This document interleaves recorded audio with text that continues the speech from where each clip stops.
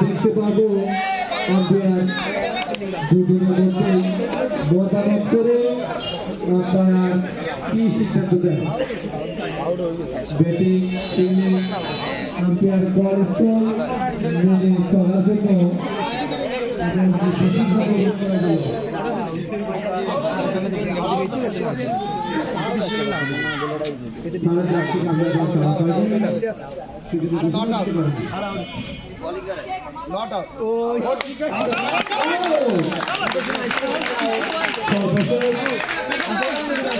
সর্বশেষ